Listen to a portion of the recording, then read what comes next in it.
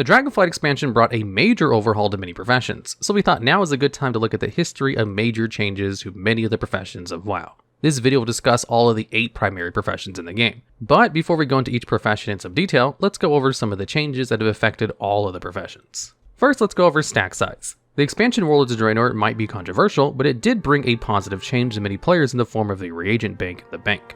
Before WoD, many crafting reagents only stacked to 5, 10, and 20 items, which quickly filled up bag space. Additionally, a player also must have the required ingredients to actually be in your bag in order to craft many items before WoD. Dragonflight brought most of the mats from older expansions up to a maximum stack of 1000. Also added in Dragonflight is the reagent bag, which when combined with the maximum stack size increase from older expansions, should hopefully keep inventories much more neat and clean. One of the other major complaints about WoW's profession system for a very long time was that all the items created when leveling up a profession would be in little demand, and at the beginning crafted items would basically be useless, which made it a waste of time and gold sink to level professions, not to mention using up all the materials never to be regained during the process. Blizzard first tried to allow the recycling and reuse of materials with the Obliterum Forge in Legion. A second iteration appeared in BFA as the Scrapper. This feature was then directly implemented in Dragonflight, where players can recraft many items. In BFA, each expansion was given a separate profession skill bar. This replaced the one gigantic profession skill bar that all expansions had up until that point. At the end of Legion, many skill points for professions were starting to get near the 1000 mark, so chopping each expansion progress into smaller caps made sense thematically, mechanically, and gameplay-wise.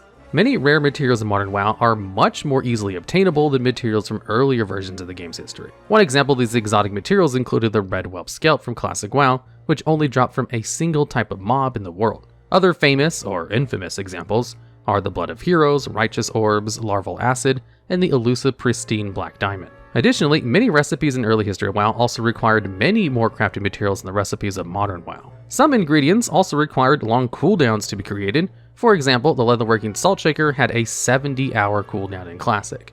In Wrath, tailors had to wait 7 days to make another glacial bag. In both Classic and the Burning Crusade, alchemists could only create advanced flask at an alchemy lab, similar to how only blacksmith can make items at an anvil. In Classic, there were only 2 alchemy labs in the entire game. One was in Skullaman's dungeon, and the second was in the Blackwing Lair raid. The 2 more alchemy labs were added in the Burning Crusade, one in the Lower Shattrath and one in the Isle of Quel'Danas. Starting in Wrath of the Lich King, the requirement of alchemy labs was removed from nearly all alchemaic items, with the exception of 2 trinkets that were still needed to transmute items in Wrath. The final alchemy lab added to the game was in Arceus the Ebon Hole, which is the original Death Knight starting area in the Eastern Plaguelands. The alchemy lab is nowhere to be seen in the Legion version of Arceus, however. This is not the only alchemy lab to be removed from the game, since with the Skullman's dungeon revamped in Mists of Pandaria, the alchemy lab in the dungeon was also removed. Finally, the alchemy lab is also a building that can be built in the Warlords of Draenor garrison, and is an explicit reference to the original alchemy lab. Unfortunately, it is not actually a true alchemy lab, since certain classic recipes that require an alchemy lab do not work there. A version of the alchemy lab called the Alchemy Table made a return to the game in Legion. This table was located in the shop in Dalaran and served a similar function to an alchemy lab, but was a little different as it wasn't always required.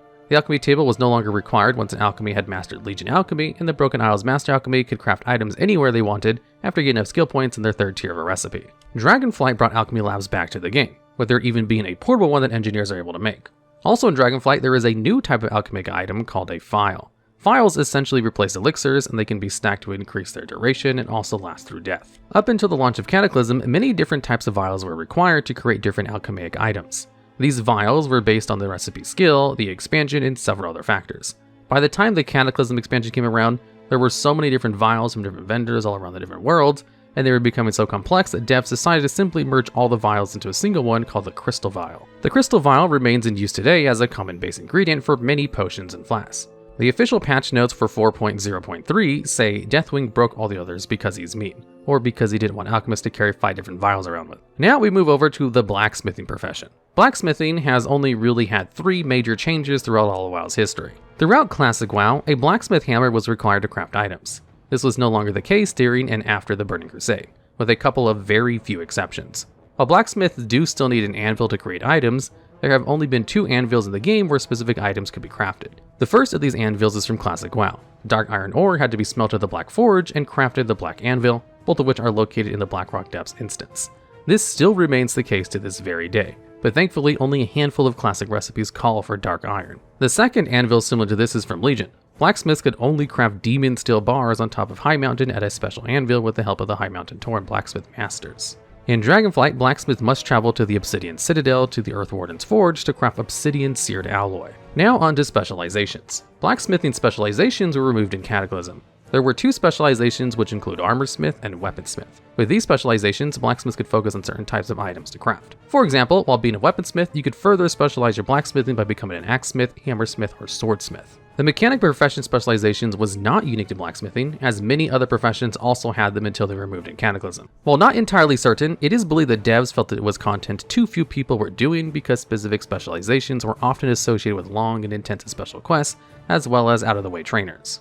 From Wrath until Mist of Pandaria, blacksmith could forge sockets onto some specific pieces of gear. In Mist of Pandaria, blacksmith could even sell items that made gear socketable on the auction house. These 3 items were the Eternal Belt Buckle, the Ebon Steel Belt Buckle, and the Living Steel Belt Buckle. Since Warlords of Draenor, Blizzard has removed all ability for players to add sockets to their gear with professions, instead focusing solely on RNG loot, which is still a sore spot for many players. In Dragonflight, blacksmithing underwent quite a few significant changes. First, armor and weapon specializations return, which are much more complex and niche than they were in their original form. Second, smelting abilities are now nestled directly under mining instead of smelting being a separate ability. Third, a new point talent system has been added in which you can use skill points to progress down various blacksmithing talent trees. Now let's move over to the enchanting profession. Like blacksmithing, enchanting has had only a few major changes in the many years of WoW's lifetime. Like most professions early in WoW's history, enchanters originally were required to have various enchanting rods in their inventory to craft and disenchant items. At the beginning of Mist of Pandaria, there were so many enchanting rods, 10 to be exact, that Blizzard decided to do the same thing they had done to the Alchemy files in Cataclysm. At the beginning of Mist of Pandaria, 2 rods were removed, the Titanium and Eternium rods, and all other rods became useless. The sole victor to emerge from this carnage was the Runed Copper Rod, which became the universal enchanting rod enchanters needed to craft items. As a vestige of the system, players are still required to craft a Runed Copper Rod to enchant anything. Although there are only 2 items required to create the Runed Copper Rod, it is the only profession in the game that their main tool must be crafted. Why Blizzard hasn't removed this extra step and just added an option to buy a Runed Copper Rod from enchanting vendors remains uncertain. There was originally only 1 high-level enchanting trainer in the entire game in the original WoW. This trainer was located in Uldaman, and the dungeon had to be run in order to meet her. The enchanting trainer's name was Anora. As mentioned, she lives rather inconveniently in the Uldaman instance beyond a crowd of scorpids, and she will only spawn once all the scorpids in her room are dead. Prior to patch 2.3, Anora was the only artisan enchanting trainer in Azeroth, making her important and necessitating trips to Uldaman for all enchanters. In patch 2.3, devs added artisan enchanting trainers to most cities. This resulted in Anora being much less visited after patch 2.3, and her fate with the revamped Uldaman and Dragonflight remains a mystery. Now onto disenchanting changes. The option to disenchant items directly from the loot table was removed in BFA, alongside the rest of the group loot system. While never purposefully intended, it has largely become the norm that dust are common items, essences are uncommon, shards are rare, and crystals are epic. Up until Warlords of Draenor, enchanters could enchant rings. With this stat squish after MOP, many enchants just simply gave too big of numbers on player stats, and devs had to nerf them across the board by removing all ring enchants in Warlords of Draenor. Since then, the Blizzard direction appears to be that enchanters can only enchant armor, while now only Jewelcrafters can create rings and trinkets with special stats. Many reagents, 16 to be exact, were removed in patch 7.3.5. Additionally, in this patch, materials received through disenchanting now based on the item's expansion level instead of just its item level. Both of these changes came as Blizzard started to begin looking at dividing profession skill points by expansion and pushing out level squishes, both of which went live with the BFA expansion. Next on the list is the engineering profession. Engineering is probably the profession with the second most changes in the game, but we'll try to keep it succinct. Engineers were originally required to have several different tools in their inventory to craft specific items. Since engineers also usually had to carry around various mining and blacksmithing tools, the Gnomish Army Knife was added in Wrath of the Lich King to help alleviate inventory clutter for engineers. The Gnomish Army Knife included a Geomatic Micro Adjuster, an Arc-like Spanner, Flint and Tinder, a blacksmithing hammer, a mining pick, a skinny knife, and the jeweler's tool set. Unlike most professions, engineers were still required to have their tools in the inventory when crafting engineering objects before Dragonflight. Similarly, despite many professions losing specializations over the years, engineering has kept both the Gnomish and Goblin engineering specializations. In the first several years of the game, engineering was often overlooked and some engineering items were somewhat OP, and could freely be used for PvP. One of these examples were the jumper cables, which could bring dead allies back to life, even in battlegrounds. The first big upgrade to engineering came in patch 2.1, with engineers now being allowed to craft epic guns and a whole bunch of new schematics.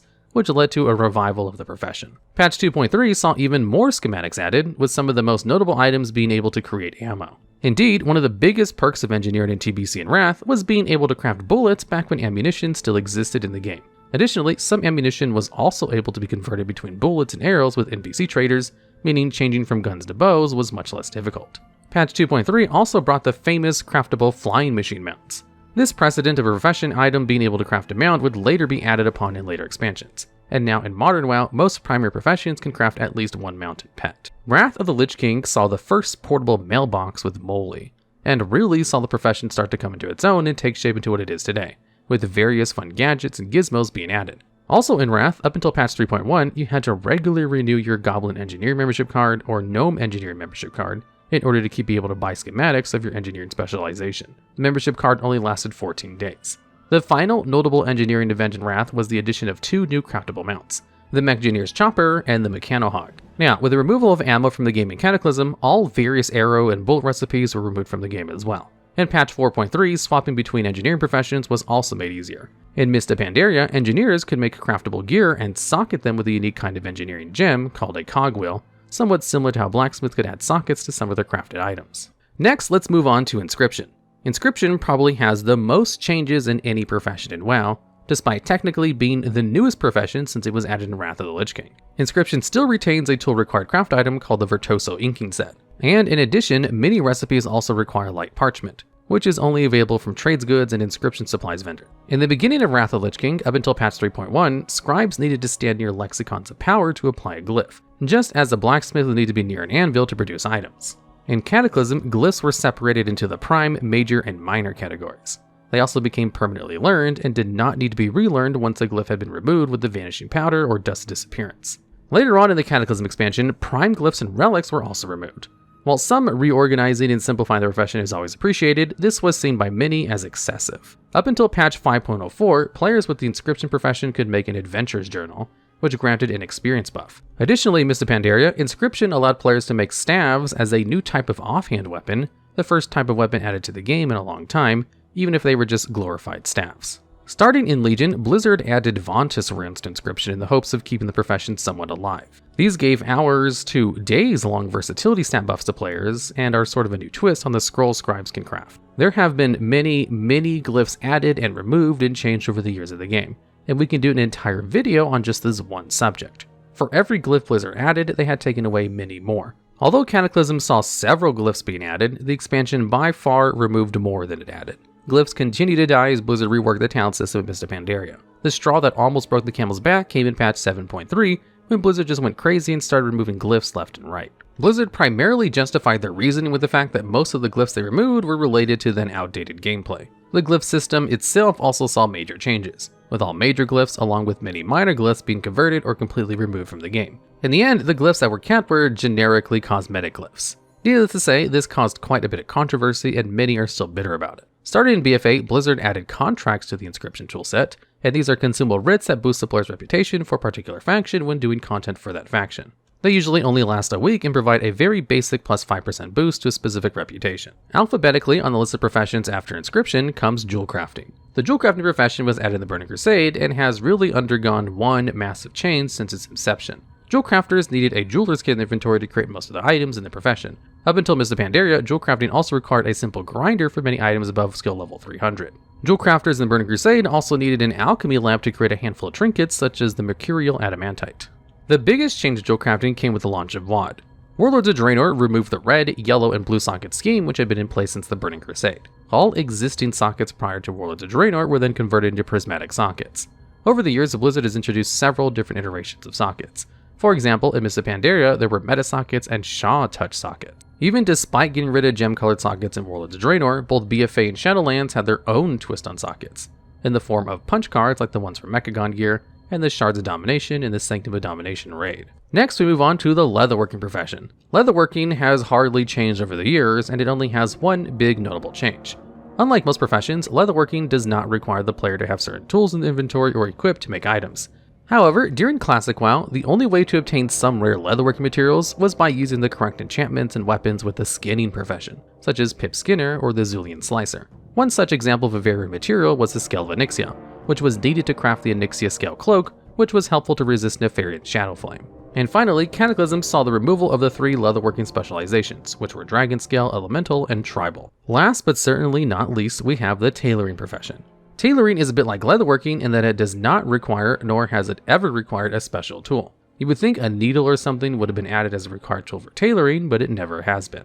While tailors did not need tools, they did need to be in a specific place in the world to craft certain cloths. For example, in the Burning Crusade, a mana loom was originally required to craft a bolt of imbued netherweave, and crafting spellcloth actually required the player to be a Netherstorm. In addition, crafting spellcloth also summoned an angered netherwraith, so it wasn't for the faint of heart. Up until Wrath, there were 4 others of these special kinds of areas that tailors need to travel to. Spellweave required being in the Azura Dragon Shrine, Primal Mooncloth required a Moonwell, Shadowcloth required the Altar of Shadows, and Ebonweave required the Altar of the Ebon Depths. This mechanic briefly returned again in Mists of Pandaria when, in order to craft Imperial Silk, tailors had to stand in the Silken Fields in the Valley of Four Winds. However, this requirement was removed in Worlds of Draenor. Dragonflight brought back required locations in tailoring and the fact that some cloths are only craftable in certain areas in the Dragon Isles. Now, like all other professions, Cataclysm removed profession specializations for tailoring. Before Cataclysm, there were 3 tailoring specializations: Spellfire, Mooncloth, and Shadowweave. Tailoring specializations returned in Dragonflight. Now, later on, we'll have a part 2 where we discuss all the gathering professions. However, for now, that does it for the history of this video. Thanks for watching, and don't forget to watch part 2 of this little mini-series. Notes: the rest of this video is explaining various issues with this video, so you can turn it off now if you don't want to listen to them all. While writing is technically classified as a profession in WoW's engine, it is covered more by our history of writing and flying video. Also, recipes are not really covered in this video, since we might do a different video on those in the future. Each expansion sees many new quests, trainers, recipes, and many other changes to all the professions, but the vast majority of changes are all relatively minor and aren't really worth being mentioned in a broad overview video like this one. And if you're familiar with this channel, then you might know that there are already videos on this channel that go over various professions. Those videos are different from this one in several ways. First, those videos are presented as a mini Warcraft facts and are not part of a more extensive compilation like this video. Secondly, the older videos on the WoW professions usually go over specific aspects of the professions. It should be noted that many of those older videos came out during Legion expansion in 2016, so they're a little dated by now, but the history they go over has not changed. So be sure to check those videos out if you want some more detailed facts about various aspects of the mini professions.